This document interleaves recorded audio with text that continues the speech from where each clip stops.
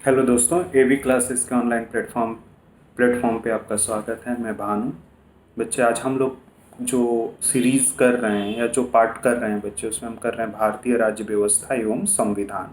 और आज हम भारतीय राज्य व्यवस्था एवं संविधान में पार्ट थर्ड करेंगे बच्चे। और इसके अंतर्गत भी जो आए हुए महत्वपूर्ण प्रश्न हैं बच्चे, ठीक है ना, प्रीवियस एग्जामिनेशंस में बच्चे, उन्हीं क्वेश्चंस को हम लोग क्या करेंगे, डिस्कस करेंगे विथ एक्सप्लेनेशंस के साथ बच्चे, जो आपके एग्जामिनेशंस के लिए काफ़ी उपयोगी हो सकता है। कि अगर कम समय में आपको रिवीजन करना है तो आप जल्दी से जल्दी उस चीज़ को क्या कर सकते हैं, रिवाइज कर सकते हैं।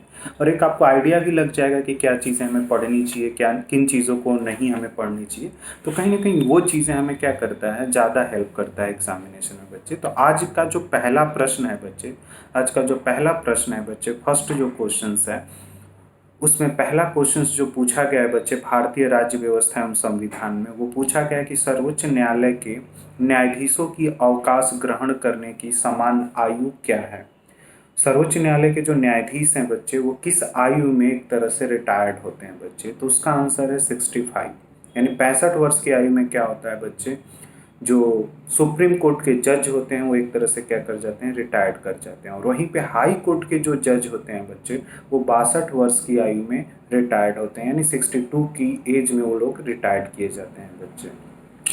अगला क्वेश्चन है बच्चे, आपसे क्वेश्चन ये पूछा जा सकता है कि राज्य का उच्चतम विधि अधिकारी कौन होता है। राज्य का उच्चतम विधि अधिकारी कौन होता है। तो राज्य का जो उच्चतम विधि अधिकारी जो होता है बच्चे, उसको हम लोग एडवोकेट जनरल बोलते हैं। या राज्य का जो लीगल एडवाइजर होता है, स्टेट का जो लीगल एडवाइजर होता है बच्चे, उसे हम लोग एडवोकेट जनरल बोलते हैं। इसी तरह से अगर आपसे पूछा जाए कि संघ, यानी जो संघ सरकार है, जो संघीय सरकार है, उसका लीगल एडवाइजर कौन होता है बच्चे, तो वहाँ पे हिंदी में हम लोग महान न्यायवादी, या फिर इंग्लिश में उसको हम लोग अटॉर्नी जनरल ऑफ इंडिया बोलते हैं। तो ये आपको क्या करना है, ध्यान में रखना है बच्चे। क्लियर।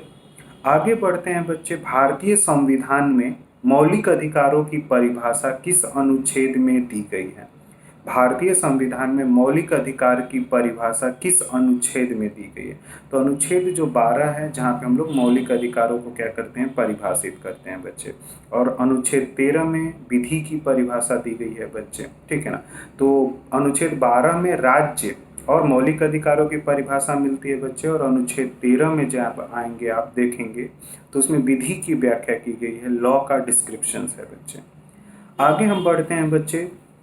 संविधान के किस अनुच्छेद के अंतर्गत धर्म, मूल वंश, जाति, लिंग या जन्म स्थान के आधार पर विभेद का प्रतिबंध किया गया है बच्चे।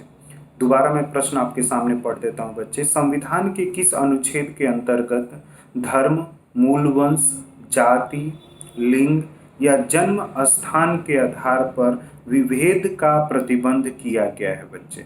तो वहाँ पे आंसर आता है अनुच्छेद 15। अनुच्छेद जो 15 है बच्चे, वो एक तरह से जाति के आधार पे, धर्म के आधार पे, मूल वंश के आधार पे, नस्ल के आधार पे, लिंग के आधार पे भेदभाव को क्या करता है, प्रतिबंधित करता है। तो ये आपको क्या करना है बच्चे, ध्यान में रखना। अनुच्छेद 15 में इसकी व्याख्या की गई है बच्चे।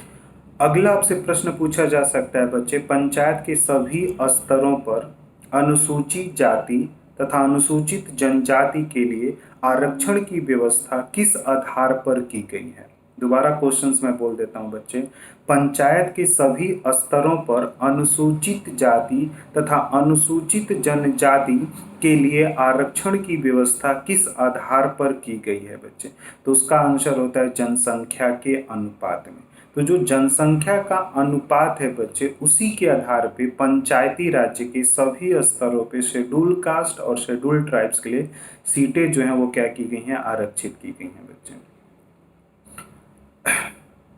अगला अगर हम क्वेश्चंस देखते हैं बच्चे कि भारतीय संविधान का कौन सा अनुच्छेद राज्य सूची के कुछ विषयों के संबंध में संसद को विधि बनाने की शक्ति देता है। तो वहां पे आपको आर्टिकल 369 टिक करना पड़ेगा। आर्टिकल 369 में बोला गया है कि राज्य सूची के जो विषय हैं, उसमें से कुछ विषय अगर राष्ट्र हितों से संबंधित हैं या राष्ट्र हितों से अगर जुड़ते हैं, तो राज्यसभा में 2/3 बहुमत से एक प्रस्ताव पारित करना पड़ेगा। राज्यसभा राज्य सूची के विषय पर 2/3 बहुमत से एक प्रस्ताव पारित करें, और जैसे ही प्रस्ताव पारित होगा वैसे ही उस विषय पर कानून बनाने का जो अधिकार होगा बच्चे, वो एक तरह से संसद को दे दिया जाएगा। तो संसद उस पर एक तरह से क्या कर सकती है, कानून का निर्माण कर सकती है। और संसद को जो अधिकार प्राप्त होता है बच्चे, वो आर्टिकल 369 में है, जो काफ़ी महत्वपूर्ण है। कभी कभी प्रश्न को टफ करने के लिए इस तरह के क्वेश्चन जो हैं बच्चे, वो पेपर में पूछे जाते हैं।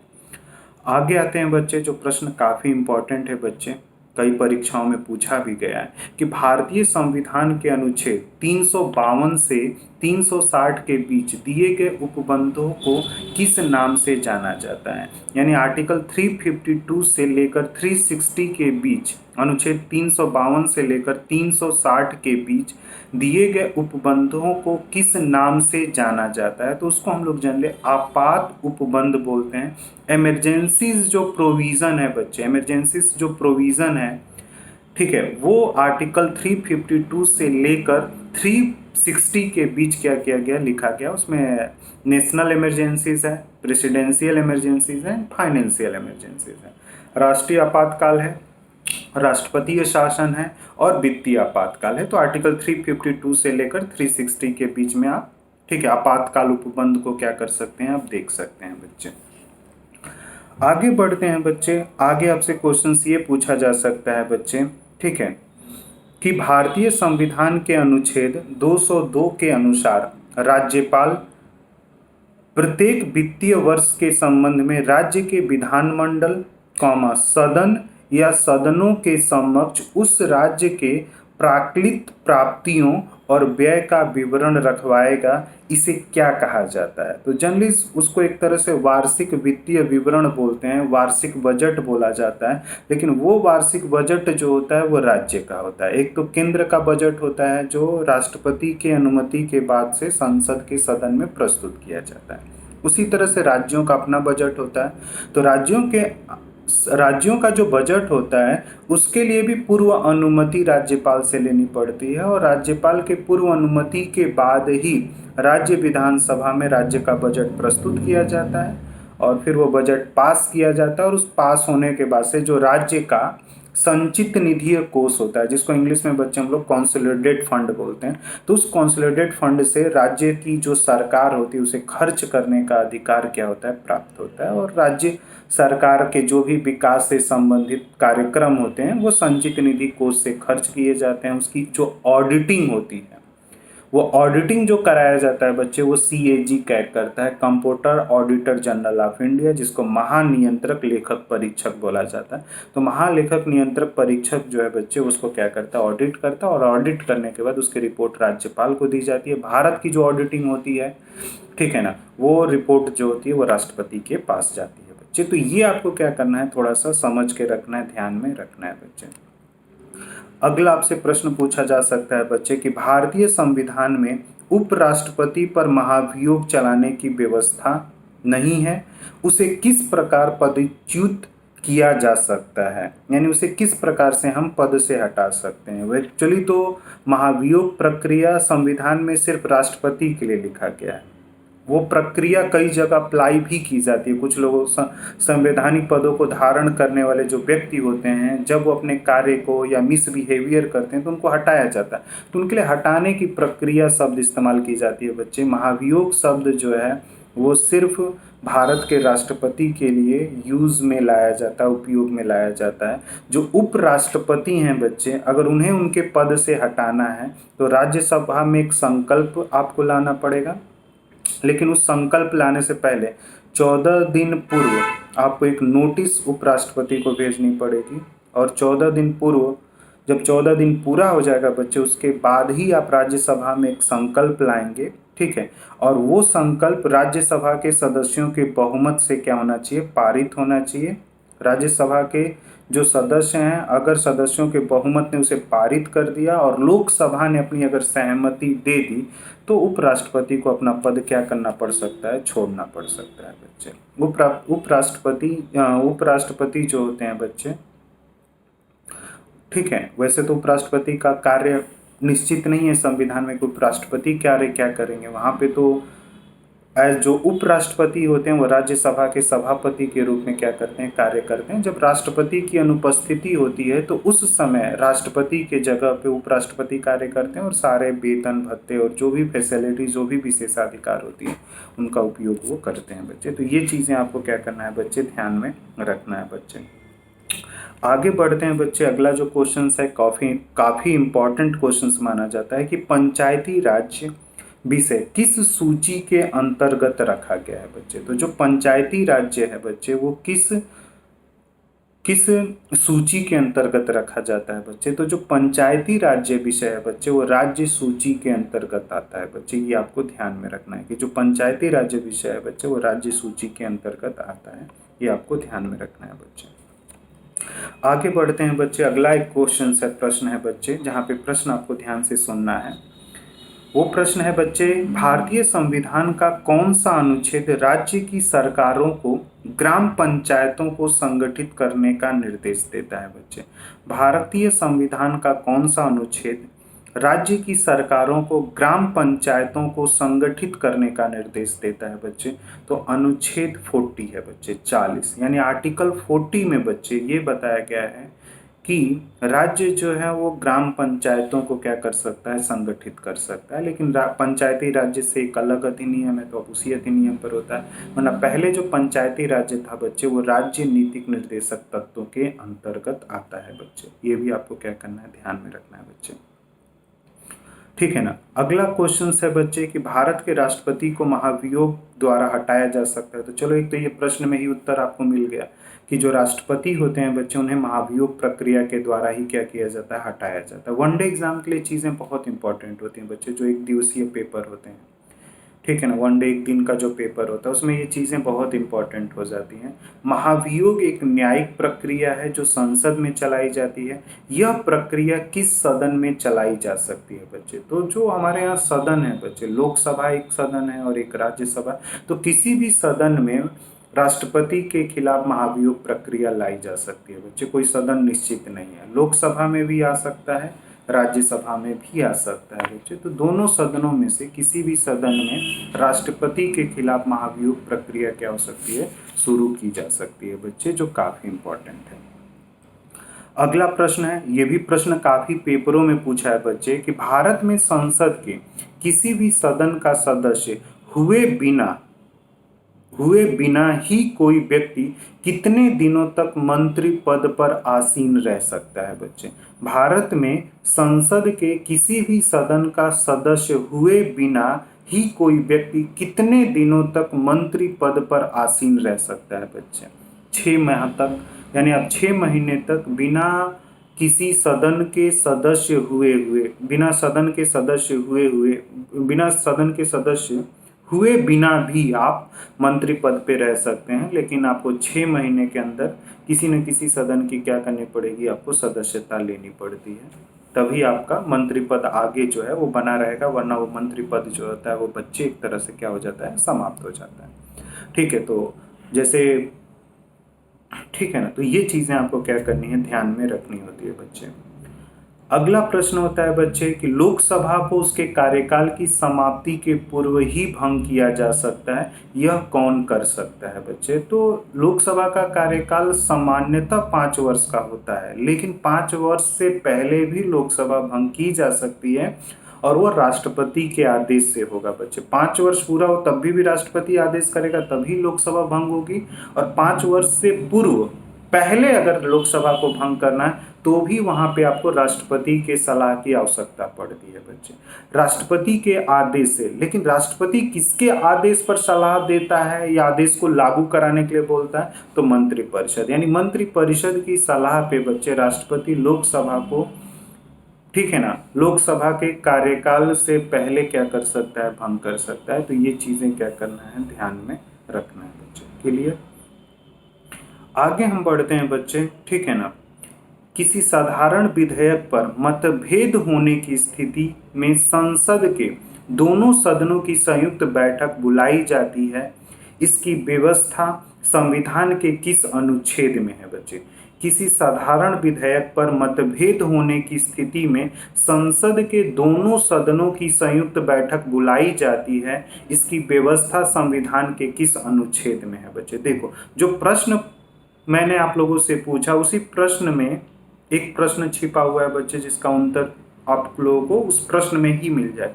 जैसे अगर कभी क्वेश्चंस ये पूछा जाता है कि संयुक्त जो बैठक होती है, संयुक्त बैठक को बुलाने के क्या आधार होते हैं, किस आधार पर संयुक्त बैठक बुलाई जाती है, या किस प्रकार के विधेयक के लिए संयुक्त बैठक बुलाई जाती है बच्चे, तो वहां पे ध्यान में रखना है आपको साधारण विधेयक। जबकि मैंने बताया भी था बच्चे कि 4 प्रकार के विधेयक हो सकते हैं बच्चे: साधारण विधेयक, धन विधेयक, वित्त विधेयक और संविधान संशोधन विधेयक। तो 4 प्रकार के विधेयक होते हैं बच्चे। लेकिन संयुक्त बैठक सिर्फ बच्चे साधारण विधेयक के लिए बुलाई जाती है, संविधान संशोधन विधेयक के लिए संयुक्त बैठक नहीं बुलाई जाएगी, धन विधेयक के लिए भी संयुक्त बैठक नहीं बुलाई जाती।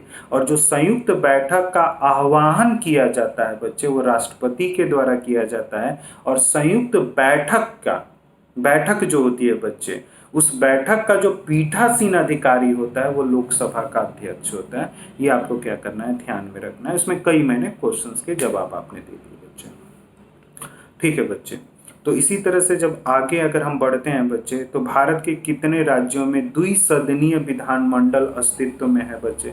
तो पहले तो 6 राज्यों में थी, अब 7 राज्य आप लोगों को क्या करने है, टिक करना है, जहाँ पे विधानमंडल भी है और विधान परिषद भी है बच्चे।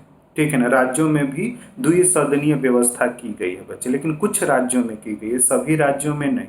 और द्विसदनीय यानी बाइकैमरल की व्यवस्था वहीं पर होती है बच्चे जिस राज्य की पॉपुलेशन ज़्यादा है, या फिर जिस राज्य का में कार्य बहुत अधिक हो रहा है बच्चे।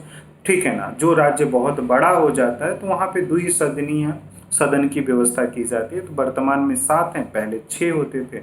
अब ये राज्य आप लोगों को एक बार भारत का जो पॉलिटिकल मैप होता है बच्चे, उस पर देखना पड़ेगा। क्योंकि जब तुम पॉलिटिकल मैप देखोगे ना बच्चे, तो उस पर कुछ राज्य की साइज बड़ी दिखेगी, कुछ छोटी दिखेगा। क्योंकि जब तुम नंबर याद करोगे बच्चे, तो नंबर भूल सकते हैं बच्चे। तो अगर आपको इन तरह की चीज़ों को याद रखना होता है बच्चे कि लोकसभा में किस राज्य से ज़्यादा लोग चुन कर आएंगे, किस राज्य से कम चुन कर आएंगे, तो भारत का जो पॉलिटिकल मैप होता है बच्चे, भारत का जो राजनीतिक मानचित्र होता है बच्चे, उसको एक बार आप देख लेंगे तो आप आराम से, आपके दिमाग में इमेज सेट हो जाएगा। तो कभी रटने की ज़रूरत नहीं पड़ती है, क्योंकि लोकसभा, राज्यसभा, विधानसभाओं की जो सीटें होती हैं बच्चे, वो जनरली वितरित की जाती हैं क्षेत्र और जनसंख्या के आधार पे। तो जिस क्षेत्र की जनसंख्या ज़्यादा होगी बच्चे और जिसका क्षेत्रफल बड़ा होगा, तो सिंपल सी बात होती है बच्चे कि लोकसभा, राज्यसभा, या फिर राज्यों में अगर भी तुम देख रहे हो कि किस जिला का, ठीक है ना, किस जिला के पास सबसे अधिक विधानसभा की सीटें बच्चे, तो वहाँ पर भी एरिया और पॉपुलेशन क्या होते हैं, रिस्पॉन्सिबल फैक्टर होते हैं बच्चे, इसी के आधार पे किया जाता है। लेकिन आप लोग क्या करते हैं, रटते हैं। तो उन चीज़ों को रटने की ज़रूरत नहीं होती, चीज़ों को समझना होता है बच्चे, क्यों कैसे हो रहा है। क्योंकि रटी हुई चीज़ें भूल सकती हैं, अगर आपने वो चीज़ एक बार देख ली तो वो चीज़ें आपको हर समय समझ में रहेंगी, आपको दिक्कत नहीं होगा। आगे बढ़ते हैं बच्चे, ठीक है ना। और अगला क्वेश्चन देखते हैं कि क्या है, राज्य के नीति निर्देशक सिद्धांत किस प्रकार मौलिक अधिकारों से भिन्न है बच्चे? तो राज्य नीतिक निर्देशक तत्व और मूल अधिकार या मौलिक अधिकार बच्चे, तो अंतर आपको बताना है। तो बेसिक चीजें ये ध्यान में रखना है बच्चे कि जो मौलिक अधिकार है वो संविधान के भाग 3 में लिखा गया है, और संविधान का जो भाग 4 है बच्चे, वहाँ पे नीतिक निर्देशक तत्व को रखा गया है। एक तो ये आप डिफरेंसेस कर लीजिए। दूसरा डिफरेंसेस ये कर लीजिए कि जो मौलिक अधिकार है बच्चे, उसकी प्रकृति जो है, नेचर जो है, वो न्यायविध है, वाद्य योग्य है। और वहीं पर जब आप नीतिक निर्देशक तत्वों में आते हैं, directive principle of state policies में आते हैं, तो उसका नेचर जो होता है बच्चे, अवाद्य योग्य होता है। ठीक है ना, अवाद्य योग्य होता है। तो जो अवाद्य योग्य चीजें होती हैं उसको लागू नहीं कराया जा सकता है अगर राजनीतिक निर्देशक तत्वों का हनन हो रहा है, या राजनीतिक निर्देशक तत्वों से संबंधित अधिकारों की मांग कर रहे हैं, तो वो मांग आपकी पूरी नहीं की जाएगी।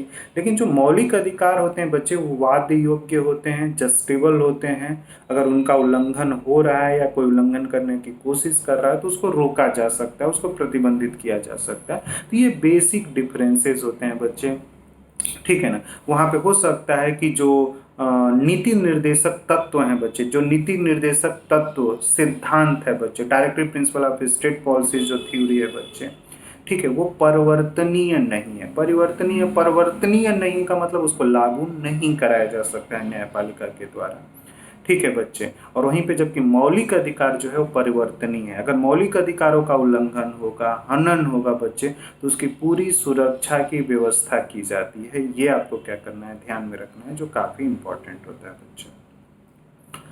आगे बढ़ते हैं बच्चे, अगला क्वेश्चन देखते हैं बच्चे कि भारत का राष्ट्रपति किसको संबोधित करके अपना त्याग पत्र अपने हाथ में लिख कर किसे देता है, अपने हाथ से लिख कर किसे देता है बच्चे।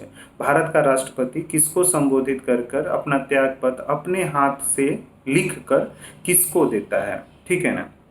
तो जनरली वहां पे आपको ऑप्शन में टिक करना होता है बच्चे उपराष्ट्रपति को, ठीक है ना। तो वो उपराष्ट्रपति को संबोधित करके अपना त्याग पत्र देता है, और उपराष्ट्रपति राष्ट्रपति के त्याग पत्र को क्या करते हैं, स्वीकार करते हैं बच्चे, और फिर इसकी सूचना जो है वो लोकसभा अध्यक्ष को क्या करते हैं, देते हैं।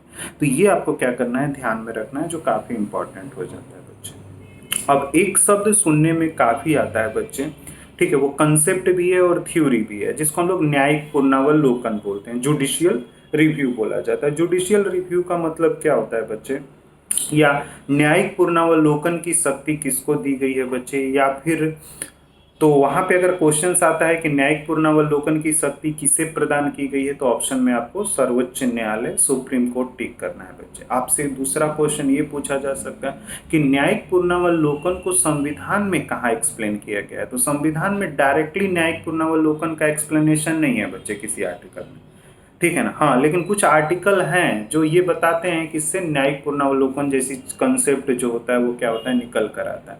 और उसमें आर्टिकल 13 और आर्टिकल 32, जहां से न्यायिक पुनरावलोकन की अवधारणा क्या होती है, निकल कर आती है बच्चे। आप सभी लोगों को पता है बच्चे कि देश में देश से संबंधित कानून बनाने का जो अधिकार दिया गया है बच्चे, वो देश की संसद यानी विधायिका को दिया गया। तो देश की जो संसद और विधायिका होती है बच्चे, उसे कानून बनाते समय संविधान के जुरिडिक्शंस में रहते हुए कानून का निर्माण करना होता है। और कानून इस प्रकार का होना चाहिए बच्चे जिससे कि न तो विधायिका का हनन हो, न तो कार्यपालिका का हनन हो, न तो न्यायपालिका का हनन हो। दूसरी एक तो ये कंडीशंस होती है। दूसरा कंडीशन ये होता है बच्चे कि संसद कानून बना रही है, अगर उस कानून से व्यक्ति के, लोगों के, मतलब लोगों के अधिकारों का अगर हनन हो रहा है बच्चे, तो उस प्रकार के भी कानून का न्यायिक पुनरावलोकन हो सकता है बच्चे। तो संसद ने कोई कानून बनाया है और उस कानून की वैधता की जो जांच होती है बच्चे, परीक्षण जो होती है उसकी वैधता की, वो न्यायिक पुनरावलोकन के द्वारा होती है बच्चे। लोग कोई राज्य या फिर विधानसभा के द्वारा कोई कानून बना या संसद के द्वारा कोई कानून बनाया गया, अगर उस कानून के द्वारा लोगों के अधिकारों का हनन हो रहा है, लोगों के अधिकारों का शोषण किया जा रहा है, लोगों के राइट का वायलेशन हो रहा है, तो उसका न्यायिक पुनरावलोकन होगा। ऐसी संविधान में व्यवस्था की गई है और ये करने का अधिकार सर्वोच्च न्यायालय को दिया गया। इसे ही बच्चे हम लोग न्यायिक पुनरावलोकन बोलते हैं बच्चे के लिए। तो ये चीजें आपको क्या करना है बच्चे, ध्यान में रखना है कि न्यायिक पुनरावलोकन, क्योंकि ये काफी डिबेट में रहता है और चलता रहता है बच्चे। कभी ना कभी कोई केस आता रहता है सर्वोच्च न्यायालय में जहाँ पे माना जाता है कि इस कानून के द्वारा, ठीक है ना, इस कानून के द्वारा, ठीक है ना, लोगों के अधिकारों का हनन हो रहा है। जैसे कि एग्जाम्पल ले लेते हैं बच्चे, हमारे इंडिया में IT एक्ट है 2000 में बन कर आया था, इंफॉर्मेशन टेक्नोलॉजी एक्ट।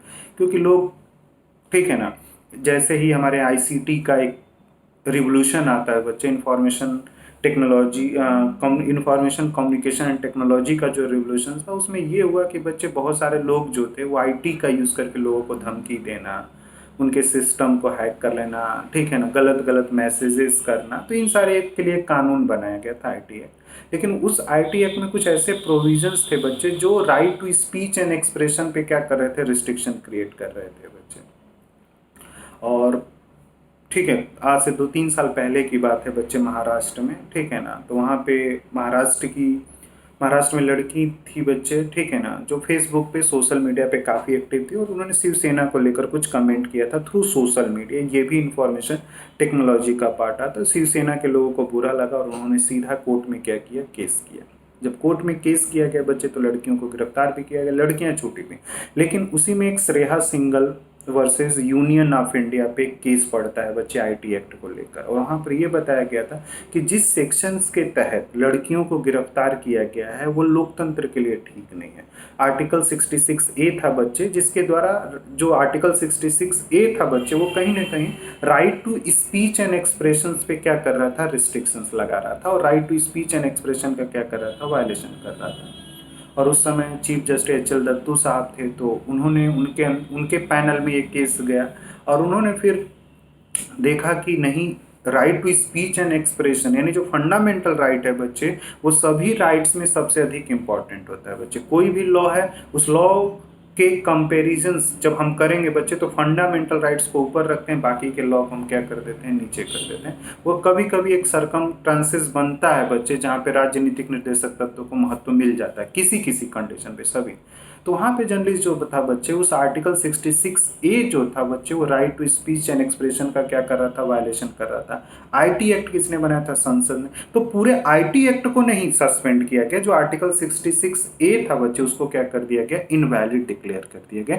इसे ही बच्चे हम लोग जुडिशियल रिव्यू बोलते हैं, और ये जुडिशियल रिव्यू का क्या था बच्चे, उदाहरण था। तो ये चीज़ें आपको जर्नलिस्ट क्या करनी होती है, ध्यान में रखनी होती है बच्चे।